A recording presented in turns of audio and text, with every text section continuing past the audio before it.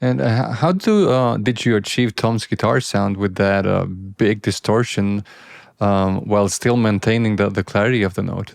That would be, we used the XFX Mm. 3, the Fractal XFX 3 for the whole Mm-hmm. record. Um, it's a fantastic, fantastic unit.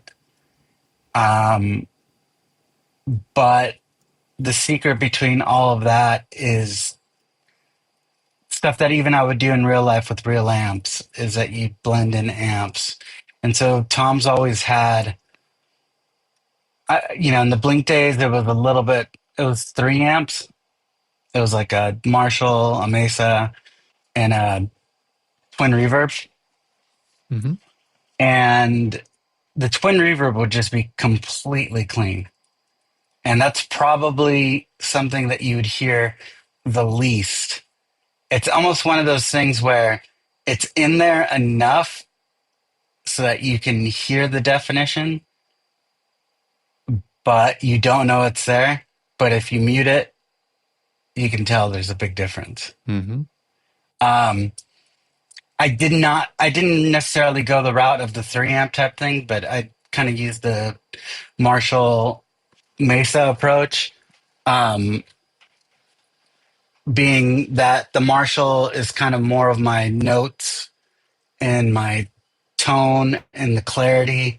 Well, not the clarity, but more of like the more of the notes, if you will.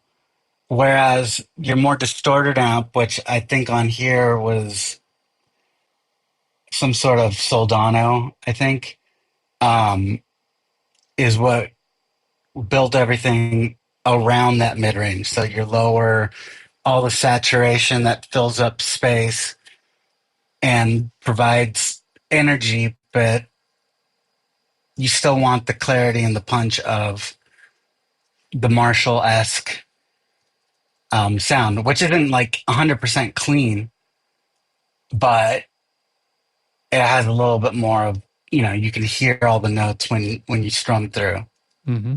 And you just kind of blend between the two. If it's going to be a rhythm guitar, you probably need a little less of the note and more of the bigness. If it's a riff, you're going to want more of the note and less of the bigness.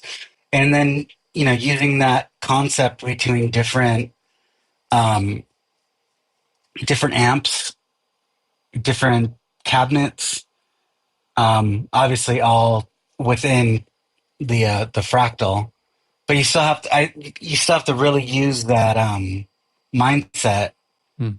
um, that you would have with real amps with you know the guitar. What do they call them now? The amp sims or whatever. Uh-huh. Yeah. And I think if you have those concepts down in your head, then navigating the world within the fractal becomes easy. And so did he play it like twice, one for each amp, or he played once? Oh no, it'd be once, Mm-hmm. and then the signal gets split. The signal goes to one amp, and then the other amp, and then they'd meet back up, and then I'd have a general EQ. I also use the Manley stereo Pultec EQ, the mastering EQ a lot, because that has an amazing like broad range, especially like in the 1K, 1.5 to 2K area. Just getting that in, and that was definitely something that was inspired by Jerry Finn because he did Mm-hmm. that as well. And so yeah, it would be the fractal, and then it'd go out to something with tubes and compressors if I needed it, if it was something cleaner. Um, but yeah, I can't even really say that we used any pedals even. Oh. Like I think everything was in the fractal. Mm-hmm. But like I said, you use it the same way you would do it in the studio with all the real gear. And did you also record with the DI just in case you needed to reamp later? Oh yeah, everything, all DIs are always recorded, and because As long as you keep track of what guitars you're using per track, you're then able to punch in stuff quickly, Hmm. and then you just ramp. And it's such a lifesaver because sometimes it's one of those things where it's like, oh, we're going to change this chord in all the choruses. And it's like, instead of having to go in there and redo everything, you just go in and punch in that chord on whatever spots you need to, and it's done. As opposed to, all right, we got to play the whole thing again, try to get the guitar tone to be like as good.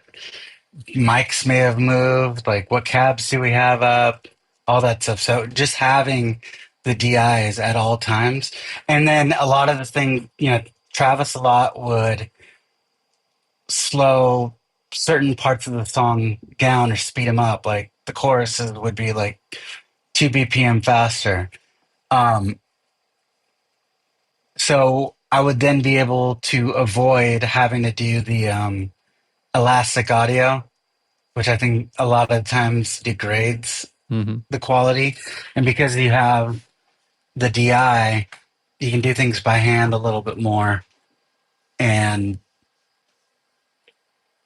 I don't know, it's just a lot more malleable as far as that goes. But yes, 100% always DIs for everything.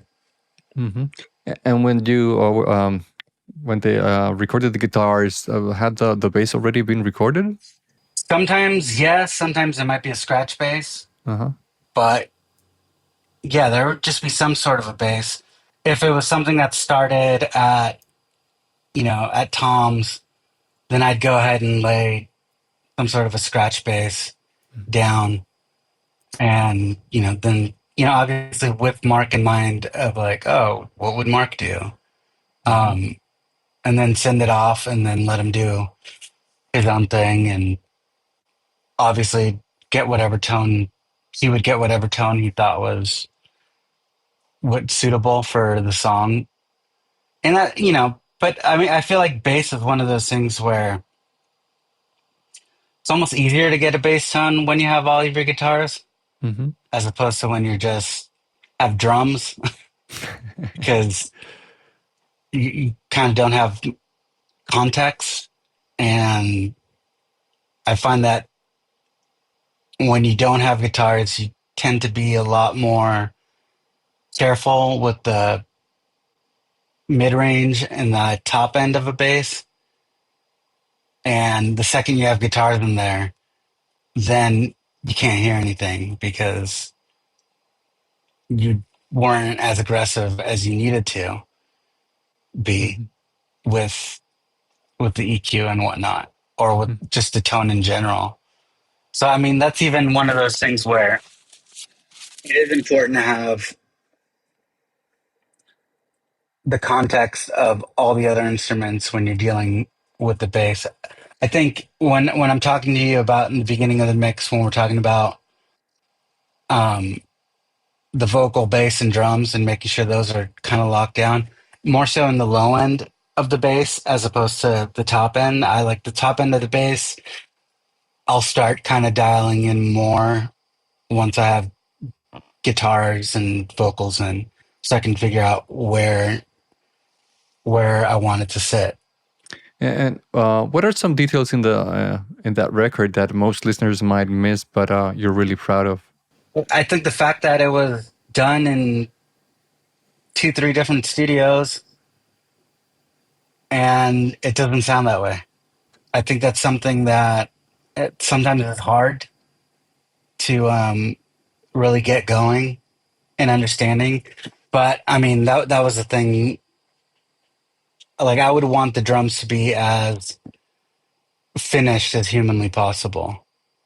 And the drums that I would get from Travis's studio would be fully mixed the way he kind of intended it. So I'm just like, all right, if that's where we're at, then I'm able then to cater the guitar tones more in the direction of what we have there. And it's, it's building blocks Hmm.